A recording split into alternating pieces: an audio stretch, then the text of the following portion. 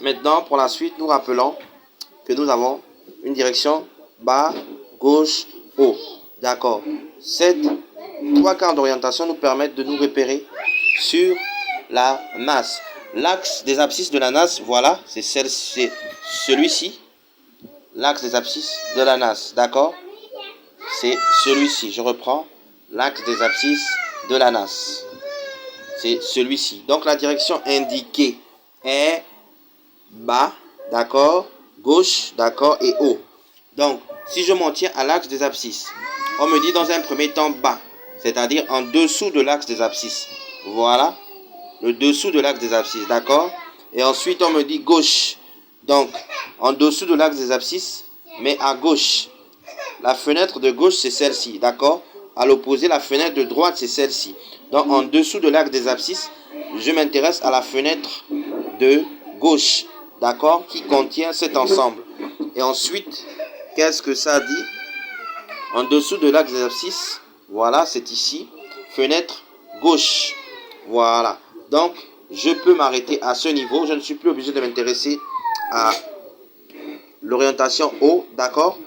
Je la remets tout simplement ici à sa place, étant donné que les deux flèches ci-dessus me permettent déjà de définir ma fenêtre de tir, ce que nous appelons une fenêtre de tir. Fenêtre de tir ou fenêtre de tirage. C'est quoi? C'est tout simplement 4 cellules côte à côte, d'accord, et liées par un axe principal, d'accord.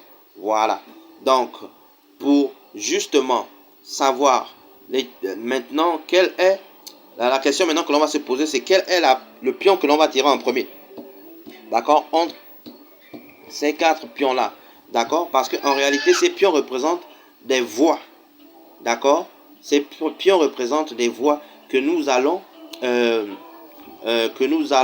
justement des voies que nous allons chacune transférer vers l'un des pions, vers l'une des cartes politiques ici présentes. Voilà. D'accord. Donc, pour savoir l'ordre de tir, je vais tout simplement prendre ma règle de conduite, qui est cette dernière. D'accord. Numérotée de 1 à 9. Voilà. Je commence par le premier niveau, parce qu'on va au fur et à mesure. D'accord. Je regarde le premier niveau et je tourne ma règle de conduite. Et elle me donne une certaine indication pour lorsque je suis au premier niveau. Il est écrit D, B, G, H. D, B, G, H signifie quoi? Signifie tout simplement, d'accord, je m'en tiens à ma fenêtre de tir ici. D, c'est à droite de l'axe, d'accord, de l'axe de la fenêtre, à droite, donc ici, d'accord. Ensuite, nous avons B en bas, d'accord, et G à gauche. Donc, qu'est-ce que ça signifie?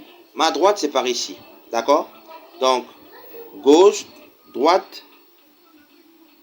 En étant à droite, vous allez en bas et ensuite à gauche et vous remontez. Donc, D, B, gauche, H. Donc, en étant à droite, vous allez, d'accord, en bas, qui est ici, à gauche et vous remontez. Voilà, je reprends.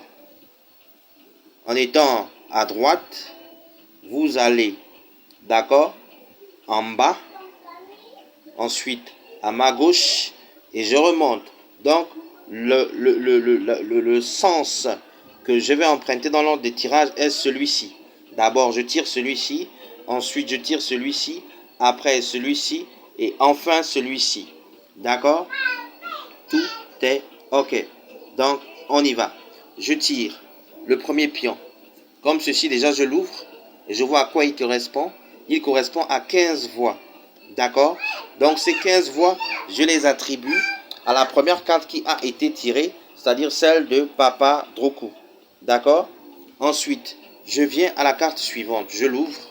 D'accord? Elle correspond à 7 voix. Ces 7 voix, je les attribue à la seconde carte qui a été déroulée. D'accord? Ensuite, je viens ici. Je l'ouvre. Je vois 10 voix. Ces 10 voix, je l'attribue à la troisième carte qui a été déroulée, c'est-à-dire le PDG.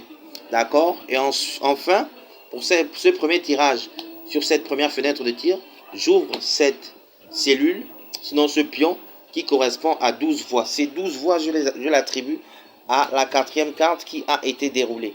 Donc, pour le premier tirage de la première cellule, nous avons respectivement pour Papa Drougou, Parti panafricain pour le droit des couples, 15 voix, UPG 7 voix, PDG 10 voix et PDG 12 voix. Ça, c'est pour la première étape. D'accord? Ainsi fait, je prends tout simplement les cartes, d'accord, et je les passe autant pour moi à mon adversaire en face afin qu'il puisse en faire autant. Une fois qu'il aura tiré les 4 premières cartes, ce dernier me retransmettra les 8 cartes restantes pour que je les mélange et je tire encore 4 cartes sur les 8. J'espère que vous m'avez compris. Nous allons poursuivre. Alors, allons-y à la phase suivante pour la partie avec mon adversaire fictif.